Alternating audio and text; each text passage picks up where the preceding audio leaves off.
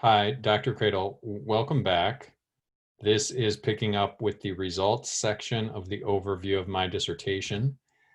This has gone on a while. I think you've already been listening for an hour, 20 minutes. If you caught it all, I thought I was going to be done with the whole thing in maybe an hour, but in any case, I'll just keep walking through because I think I'm hitting the important points, and hopefully this is better than you just trying to read all 300 plus pages cold. So let me share my screen again here, and we're going to pick up with the results. All right.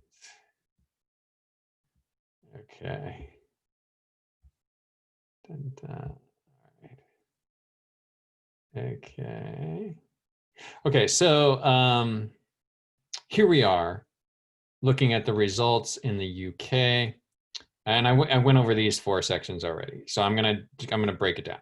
What did I find when I looked in the UK for before IFRS and after IFRS? Well, I had my 4 methodologies, the 2 variations of Beaver, the Beaver mean comparison, the Beaver regression. As I mentioned, I tried the classic Ball and Brown percent of information ratio. I found that ultimately wasn't relevant, but I tried it the first time. And then the contemporary value relevance. And here are some conclusions because they're kind of different conclusions that are important with that particular one. What did I find Beaver mean comparison? All right, well, let's take a look at the results. All right, before IFRS, we have a mean trading volume here of 2.18. And this is the trading volume ratio. So this is trading volume at earnings announcement. And by earnings announcement, it's the week after earnings announcement. And we have a trading volume normally. And that ratio is 2.1 for the firms using IFRS on the FTSE before IFRS adoption. Oh, wait, no. I'm getting this backwards. It's 2.1 before IFRS adoption, and it's 1.8 after IFRS adoption. So what happened? It went down. Why did that happen? All right, that's not what I expected to happen. It went down. Now, when I looked more carefully at this, I found the control group, the S&P 500, went down also. So I could explain that, but I was seeing some gray area that I didn't know if I was excited about standing up and defending. What else did I find? When we looked at the Beaver regression analysis. So there's 2 ways. There's just the simple regression analysis, where we have trading volume ratio as the dependent variable, and we have IFRS yes, no as a qualitative variable. Well, it looks like IFRS yes, no is statistically significant, and it is negative. So that means it has a negative effect. IFRS has a negative effect on the trading volume ratio. So same results as the mean comparison, also surprising. Some specification summaries. All right, so then table 9 here gets us to the full regression analysis. So what did we find here? We're particularly going to be interested in this IFRS qualitative variable as an independent variable. And of course, the dependent variable is our trading volume ratio. But we have this whole slew of other independent variables that will act as control factors. But the key thing here is that IFRS is not statistically significant, p-value of 40%. So we want a p-value below 5% or below 1%, hopefully. It does suggest negative. So this in a way almost would have worked to my advantage. It's how I could have stood up and still explained, all right, that maybe IFRS is going to increase the value of information content, increase the value, increase trading volume. So I could say, well, there's some other things going on that we need to look at before we can just say IFRS has a bad effect. That's essentially what I could have done here. But it's hard. It's just really not necessarily going to tell us anything useful with the high p-value. So then more kind of gray results with this with the Ball and Brown classic percent of information ratio. So let me go to that. So Ball and Brown classic percent of information ratio. Okay. So this was, I guess I called this the content ratio. So this is how much information was there in the income statement divided by how much information there was total. And it's a percentage. As you can see, it's like it's as high as 50 some percent and as low as 2% sometimes. Negative. It actually negative. Yeah, there is a reason for that. It went negative during the recession. Just the way it was calculated on the Ball and Brown classic ratios, it is possible for it to be a negative information because it's not a statistically rigorous percentage. It's just what they used as their metric for income information divided by total information. So what do I have? I have content ratio for the naive earnings, content ratio for the analyst expectation. So if we base surprise on analyst expectations, we would expect this solid black line to be more accurate. But what we see is just up and down. And we see sometimes that the analyst expectation metric is better. Sometimes the analyst expectation measure is lower than just the naive earnings. And I found, based on this random fluctuation, that it wasn't going to tell me any consistent useful information, and realized at that point, oh, that's why no one ever uses this. So it's something that was very useful at the time in explaining the general idea, but turned out not to be a statistically rigorous comparison. But what is a statistically rigorous comparison is this Ball and Brown contemporary value relevance stuff. So let's take a look at that. All right, so here we are, table 12. All right, so we're going to look at the correlation. So we're still doing UK before IFRS, UK after IFRS. All right, and we're looking at the correlations of the UK after IFRS on this top line, correlation of the UK before IFRS. Okay, so let me draw you to what turned out to be the key metric, the analyst surprise qualitative variable. So this says let's measure earnings based on analyst expectations, and whatever is divergent from that, let's call that the analyst surprise. All right, and then let's not use a magnitude variable, which is what is used in this variable, analyst surprise percent difference. Let's use a qualitative variable that says, did we beat expectations or miss expectations? And this variable turned out it's the highest here. It's 2.36. It's higher than all of the other ways of measuring income. It's also higher than all of the ways of measuring surprise income for the non-IFRS sample. And this result was consistent. Like when I looked at all of the Tokyo Stock Exchange and all the Nikkei 225, this was constantly higher, constantly the most statistically significant. And that's going to be an important part of using this to make the comparison ultimately.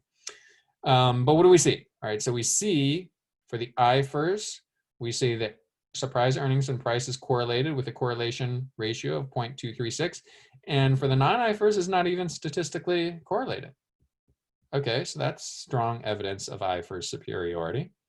The fact that the analyst surprise magnitude is correlated, statistically significant, versus non-correlated here, right? That's strength for IFRS.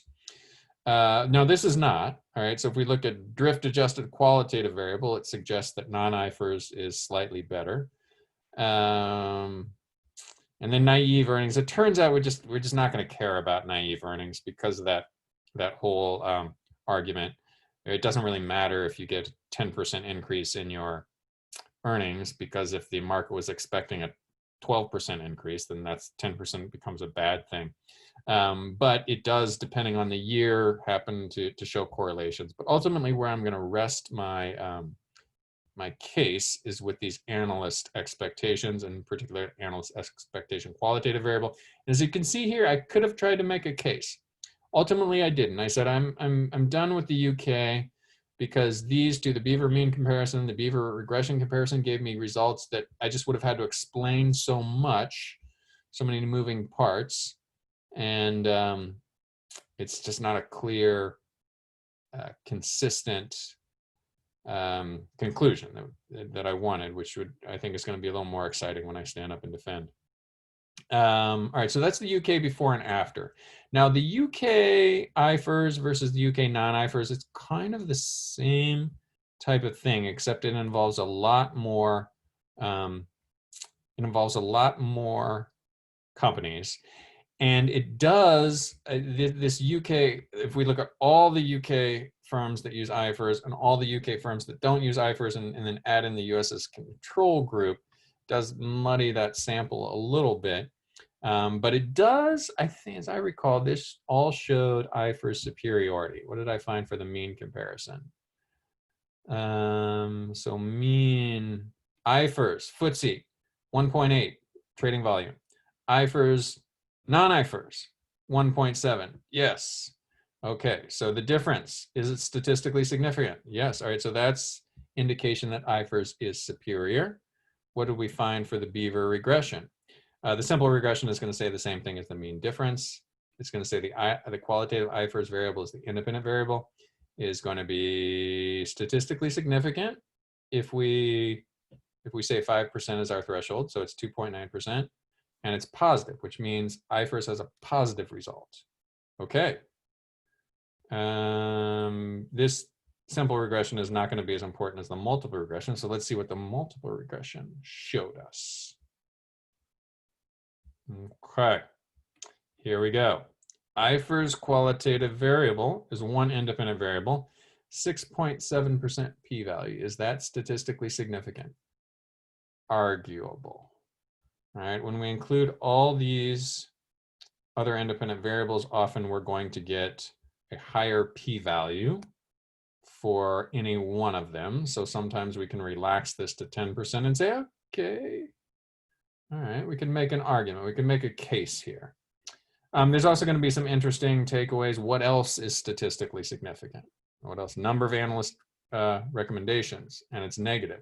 So here we have the more analysts you have covering a firm, the lower the volume reaction is going to be, which would make sense to me. If you have a whole bunch of analysts covering the firm, a lot of that value will have already been delivered to investors by all those analysts.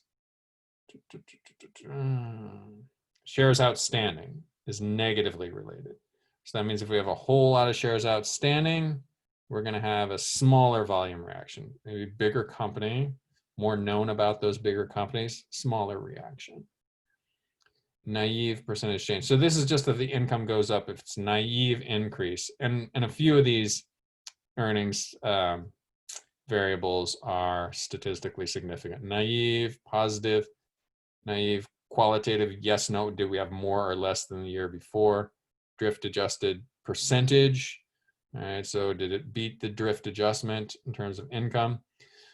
So we've got some of these variables are going to be significant. Some are going to be positive or negative. To be honest with you, I don't remember exactly what I said about why these two were negative and this one was positive. I can reread it. You can read it if that's important. I'm sure it is discussed below. And same thing, abnormal return. So this I would put a little more confidence. So it's very statistically significant. And we're saying abnormal return, if it's higher, then we're going to have less trading volume reaction. And where that might be interesting is if it's lower. So if we have losses, and its magnitude, and the lower it is, and the more magnitude of income losses, we're going to get more trading volume. So that means if a company performs really, really badly compared to abnormal return, then wait a minute. I'm sorry. I'm talking about earnings, and this is return. So abnormal return percentage. So if so this is the actual return. So we're judging return. So yeah, so we're judging the actual return. So this is like a price loser. Excuse me. Sorry about that. So not earnings, but like a price loser. The lower it is, the higher trading volume we're going to have. Or if it's really, if it's a price winner, right? Maybe if it's a winner, then we're going to have seen a lot of that appreciation in the 12 months before, and investors have already made up their mind. All right, so some of this control variable discussion can be fun. We can decide how important we want it to be in the dissertation defense. And it's discussed in more detail below here. All right, what did I find here? Contemporary value relevance for Ball and Brown. Okay, so this is back to, let's do the correlation for analysts. All right, so we're gonna do the contemporary value relevance. We're gonna look at earnings, and we're gonna correlate that with returns, and we're gonna use these 6 different methods for earnings. And we're going to see is the IFRS firms higher or lower than the non-IFRS firms. Well, it looks like they are, especially if we look at our key metric here. We know we like the analyst surprise qualitative variable. That is statistically significant. It's the highest of all the methods of measuring earnings. And is it higher than non-IFRS? Yes, it is. That suggests IFRS in IFRS superiority. Same with the magnitude. Not same with the drift, but the drift adjustment and the naive, we're not going to put as much stock into as the analyst expectations. So it looks like this is, again, just mixed results in the UK sample. And mixed results are results that I did not necessarily want to stand on. So I decided to move on. And I decided to move on to Japan because of the need to fill the research gaps. Tokyo Stock Exchange. How did testing, I didn't end up testing every single one of the stocks on the Tokyo Stock Exchange. Tested between 1,600, I think it came out to like 1,671 stocks. Stocks on the Tokyo Stock Exchange are listed by price, with the highest price stocks were the first on the list, and those tend to be the bigger, more prestigious companies where there's better information as you get further and further down to the 1,700 stock on the Tokyo Stock Exchange. I was not getting consistent good information, and I cut the sample pool there. But what did I find? Well, I found IFRS. Oh, and I also looked at US GAAP, but the US GAAP companies, very small sample pool, so I didn't go anywhere with that. So I found the mean. Looks to be the mean IFRS and the means Japanese GAAP are pretty much the same. I have a small difference of Japanese GAAP is smaller. So I can make a tiny argument that IFRS is a tiny bit better, but the difference of that much is not statistically significant. All right, so this is a bad start to trying to prove anything in Japan. So that's the beaver mean comparison. Beaver regression. What do we find with the beaver regression? We're going to find the same thing with the simple regression analysis. We find an insignificant qualitative IFRS variable, high p-value. We have a negative adjusted R squared, so it's like it doesn't tell us anything useful at all. What about when we did the multiple regression analysis? So let's do all these other variables and see then if IFRS has unique independent explanatory value. It does not. It has a p-value of 99%. All right, so that's not going to tell us anything. How about value relevance? Ball and Brown. What do we see? Ooh. Look at these beautiful correlation numbers on the top row. Statistically significant, and we've got in the 2.2, 0.3 range, which is as good as we've seen so far. Maybe not as high as Dr. Maheshwari would like, but they're the best we've seen so far. So let's compare these to the Japanese GAAP numbers. Now, incidentally, you may notice that these US GAAP numbers are really high. That got me excited too initially. But small sample sizes, and there were some characteristics of US GAAP firms that that didn't make for good comparisons. So we are going to be looking then at the IFRS firms and the Japanese GAAP firms.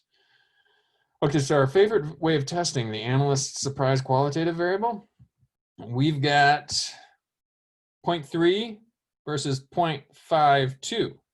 I like that. What I also like about this is that my analyst surprise qualitative variable continues to be the strongest performer.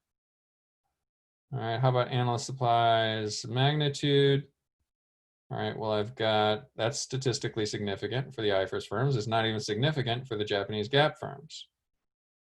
Drift adjusted, all right, it ends up I'm going to be looking at drift adjusted qualitative variable as kind of like, all right, maybe we'll consider that because it does account for surprise with a drift adjustment and acts essentially as a rigor check on the analyst expectation. So it just there's a drift adjustment. What was the overall market movement, and how does that compare?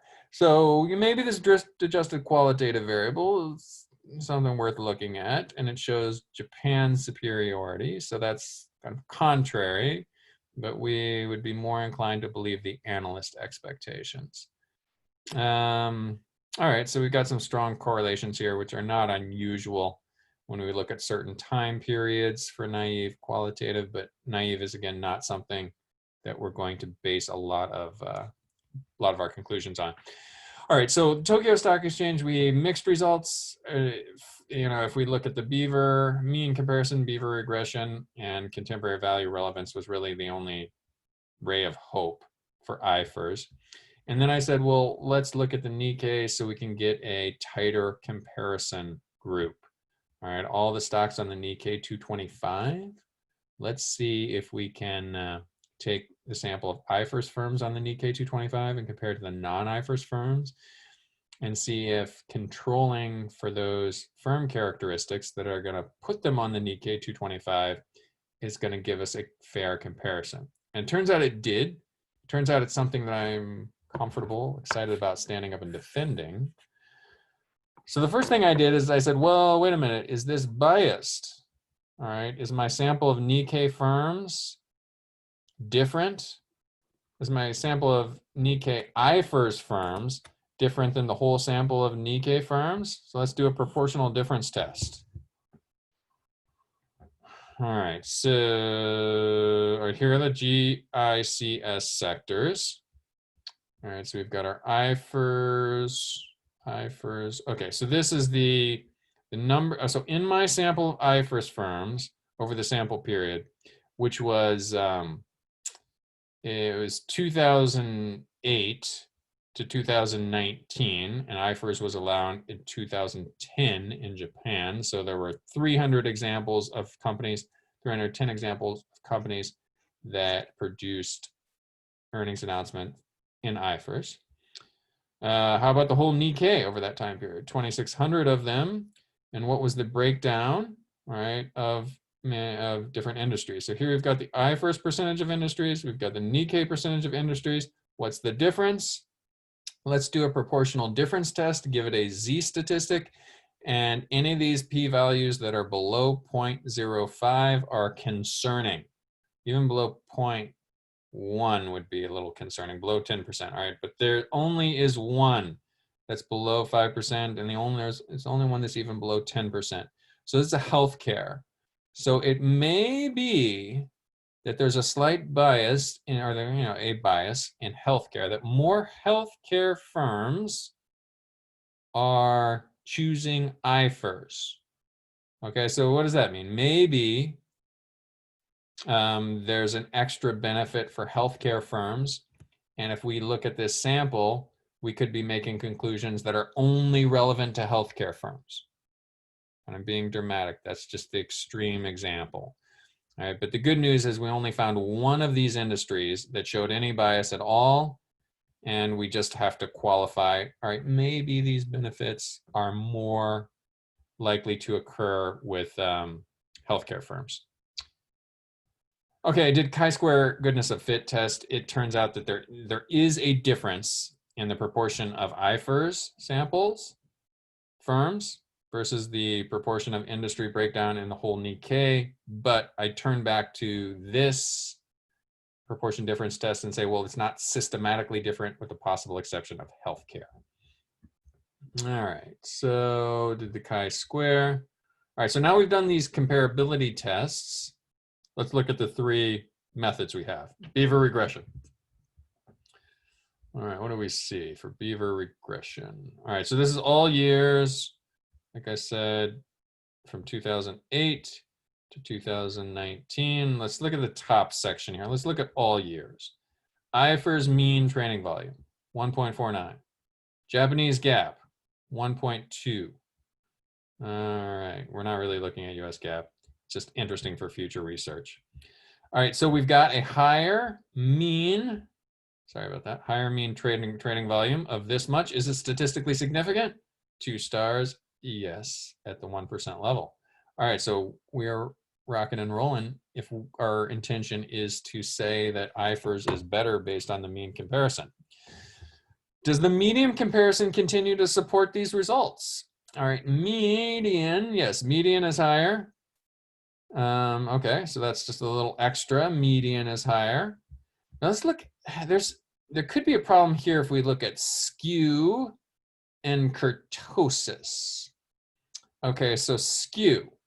All right, so the skew statistic for IFRS is 3.05, which means it's positively skewed. And the Japanese gap firms, 6.21, which means it's more positively skewed. So the concern with skew is that if something is highly positively skewed, those positive outliers might inflate the mean. All right, so this higher skew for mean, this higher skew for Japanese IFRS may have inflated this number of 1.21. What does that mean for us?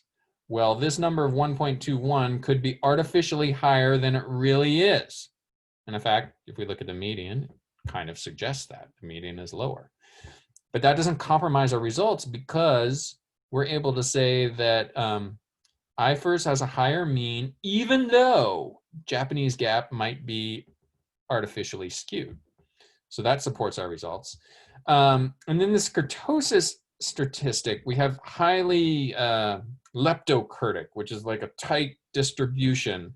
It's a very high curve, which is fine for us because that means everything is going to be more tightly grouped around the mean, and it's going to be easier for us to build those confidence intervals. So those confidence intervals are going to be tighter, and we're going to be able to have a better indication of differences. All right, so we are specifically supported by the skew statistics, and the kurtosis statistics do not hurt us. So those are all good things if we're trying to claim IFRS superiority. What happened with the Beaver regression? The simple regression analysis is going to be the same. It's going to tell us that the IFRS qualitative variable is statistically significant and positive increases. Real question though is what happens when we add all those control variables? Okay, IFRS qualitative, p-value 9.7. All right, so that does slow us down a little bit. We would like the p-value to be below 5% or below 1%. So we're going to have to keep that in the back of our head and say, well, it is below 10%, so we could potentially use it. And when we add in all these other independent variables, often the p-values go above 5%, and we're still able to use them because we're controlling for so many different factors. And that is ultimately what I'm going to attempt to do. I'm going to say, well, okay, it's below an acceptable 10%. I have some evidence that shows 10% is a reasonable standard when we throw in a bunch of other independent variables. And we could talk about which of these control variables were significant, but I'm not going to dive into that right now. What happened with the Ball and Brown? Contemporary value relevance. All right. Oh, okay.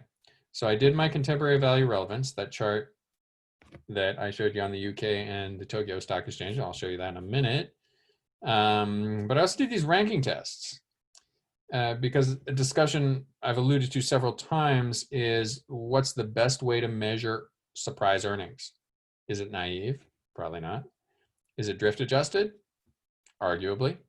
Is it analyst adjusted? Probably yes. Now, should we be using magnitude variables or should we be using qualitative variables? Well, the contemporary literature says use magnitude variables. Turns out so far I've seen more success with qualitative variables. So let's do a ranking test where we look not just at the firms that chose IFRS, but we look at every firm on the Nikkei.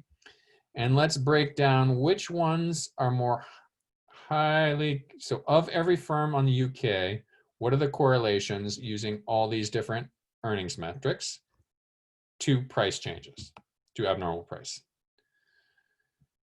And I'm expecting that the ones that have a higher correlation are going to be more correlated, and I should rely on those methods of measuring earnings when I stand up and defend my dissertation. So what did I find? All right, ranking test, full Nikkei sample, regression analysis comparing strength of various earnings calculations as independent variables. All right, so the analyst surprise qualitative variable highest rank. So how did it get the highest rank? Well, it got the highest rank, one, because it was statistically significant. Like this method, analyst surprise qualitative of measuring earnings, is statistically correlated with abnormal returns, and it has the highest correlation, R and R squared, and highest adjusted R squared. Okay, so the higher correlation is going to indicate a stronger relationship.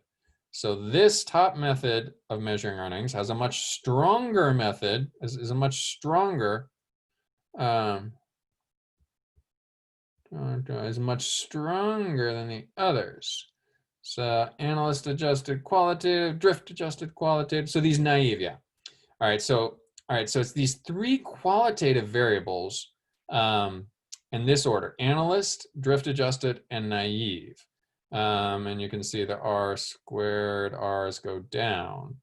They have reasonable. I don't know if Dr. Sherrod would like correlation coefficients of 0.27 or 0.16. You probably definitely wouldn't like one of 0.09, but we can say, well, earnings is an imperfect relationship, has an imperfect relationship with price. And we have some literature that says, small differences make a difference.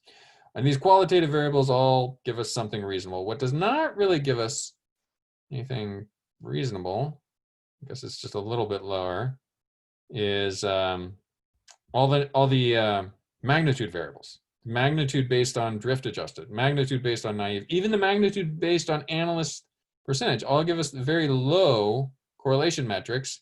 And if we look at the R squared, that's like less than 1% of the variation in price can be explained by the variation in earnings. So here, based on our ranking methods, we like the qualitative variables, we don't like the magnitude variables, and we like the analyst adjusted qualitative variable the best. All right, what is this? This is chi-square. Yeah, I used chi-square, which essentially said the same thing. And chi-square only allowed me to use the qualitative, test the qualitative variables. And it said, I think it said the same thing. Analyst is best, drift adjusted to second best, and naive is best. So let's look and see what this says. So this is naive. All right, so I've got a chi-square. So naive is correlated because I have a low p-value and high chi-squared statistic. But if I look at drift adjusted, I have an even lower p-value and higher statistic, which means it's more related. And if I look at analyst, I get a super high chi-square statistic and a super low p-value. So it says the same thing. All right, so given that I like qualitative variables and I like analyst adjusted variables the best, let's look at the results. Paul and Brown contemporary value relevance. Am I going to give you the results here? I'm going to do this. I think there's got to be a table here. Yeah, there's a table. All right, what do we see? Analyst surprise qualitative? 0.305. All right, for the IFRS. What is the Japanese gap? 0.248. So it's looking like IFRS is better. How about the analyst surprise? It's not statistically significant. Okay, analyst surprise for Japanese gap is statistically significant. All right, so it turns out that I'm going to explain that away by saying how strong the qualitative variable has been, how strongly it performs in the ranking tests that I just performed. Oh, another thing I'm going to say, I just remembered, well, let's relax the significance level to 10%. So it says it's not significant there, but if we relax the p-value significance threshold to 10%, then it would be. We could say, all right, it's statistically significant and has a correlation of 0.098. And this is strongly significant and has a correlation of 0.078. So yeah, that's what I remember now. Sorry about that. That's what I said. I'm going to say relax the significance level, and we can still say that IFRS is better, which is reassuring to us because this is the metric that more of the contemporary studies rely on. So it's better by this measure if we relax the significance level. It's better by the qualitative measure, which we like in our research. The drift adjusted qualitative is better, and the drift adjusted percentage is not better, but when we get to these three, we stop caring because we say these three did not matter as much based on the literature and the ranking test. Okay, so those are the results, and this is probably the key thing I'm going to stand up and say. 0.305 versus 0.248. Next thing I did was the bootstrap analysis. All right, so this is just the point estimate that suggests IFRS superiority. So is that statistically significant? Let's do a bootstrap method. Let's get a confidence interval. And it turns out no. It did not withstand the testing of the confidence interval. If we look just at so this is our 0.305. For this particular one, I did a 90% confidence interval. I even relaxed it. Said, well, what if we do an 80% confidence interval? Can we maybe get a little bit tighter?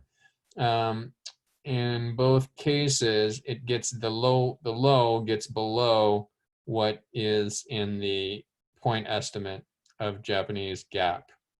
So there's not necessarily a statistically significant difference based on bootstrapping method. Right? Does that mean our results don't mean anything?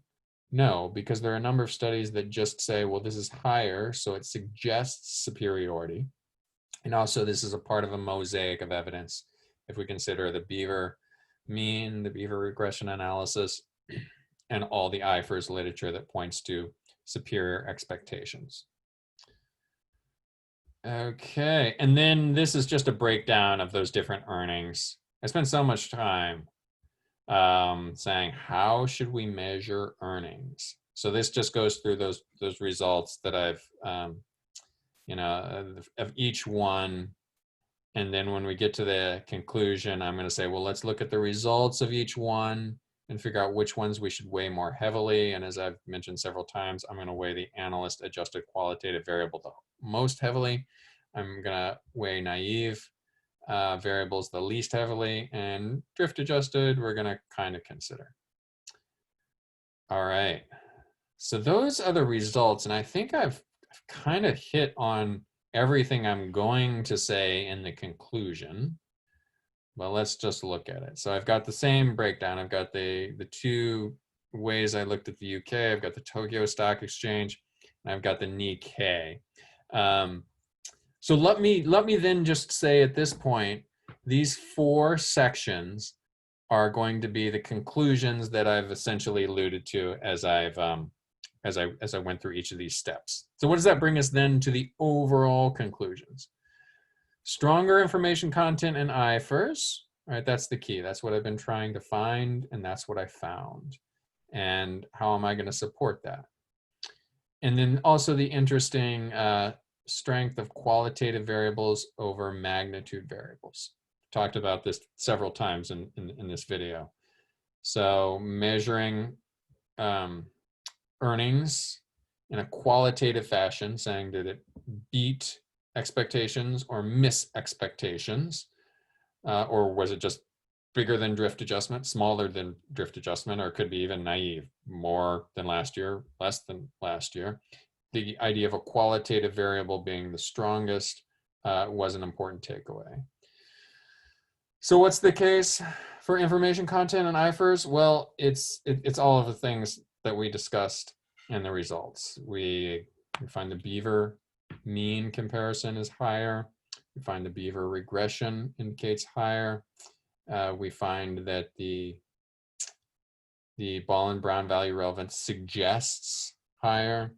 We find, and then if we look at all the literature, we can look at all the literature in Japan, and we can look at all the literature on IFRS overall. All the literature in Japan suggested that the market thought that there was going to be a positive implication of IFRS adoption by, by the market reaction when firms announced they were going to implement IFRS.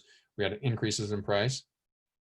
And then we have all the IFRS literature that suggests IFRS results in superior market outcomes and better accounting quality. When we put all that together, I think we can stand up and say we have a strong indication that firms in Japan that have voluntarily adopted IFRS have experienced a higher value of information content. What are the implications? What are the limitations to this? Well, I mentioned at the beginning of these videos that this is, as far as I know, the only empirical test studying the results of IFRS implementation in this fashion. What's going to happen then? Is this limited? All right, is Japan going to automatically make IFRS mandatory because they read my dissertation? Well, there's the voluntary adoption bias. So this study was based on firms that voluntarily chose IFRS. One way to potentially, or a couple ways we could look at that. One, we can say, well, all right, even though it was voluntary, we still have evidence of greater information content.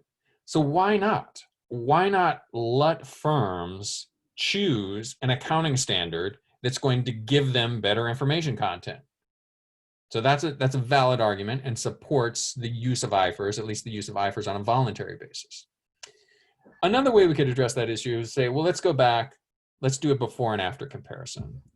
Let's look at the same firms that ended up choosing IFRS, and let's try to measure their information content before they adopted IFRS and after they adopted IFRS. Now, it's a bit difficult because we're going to start comparing Japanese GAAP to IFRS in the sample, and we're going to have to understand, I guess we're comparing Japanese GAAP to IFRS in the contemporary, but we're comparing them in the same year in the same market. We're going to have to start comparing them over a 10-year period because IFRS was allowed in Japan in 2010, and there was a slow but gradual adoption of these companies. So we're going to have to go back maybe 10 years before 2010 to get comparable samples. Possible future research. What else is possible future research? Continued study in Japan. So is Japan going to look at this dissertation and say, yes, based on this, we're going to do something? No. Hopefully this will spawn more empirical research. And I'm sure there's people who would have done it anyway, even if they didn't know about my dissertation or planning to do it independent, but they just haven't done it, haven't published it yet. So this idea of strength of qualitative variables over magnitude variables could be something that is interesting to future researchers. So why is it there's been very little study of qualitative variables in the contemporary literature as there was in the original Ball and Brown study, when we have indications that nonlinear models sometimes work the best? Like, why wouldn't qualitative variables fill that gap for nonlinear relationships? And given the fact that we know earnings are not perfect predictors of price, why wouldn't a qualitative assessment be the best way to measure information content? Okay, and then we could look at US GAAP in Japan when we get more companies, and when we I don't know if we're going to get more companies. It looked like US GAAP was decreasing. So, but it's still based on the results of this dissertation. We see based on the small number of US GAAP companies, we have strong information content. So maybe something will happen with US GAAP and it will continue to be strong. If we get more companies to adopt it in Japan, that might lead to worthwhile, interesting studies. All right, that's everything I have. I look forward to hearing your feedback and look forward to continuing this process with you. Thank you very much. Stop share, stop record.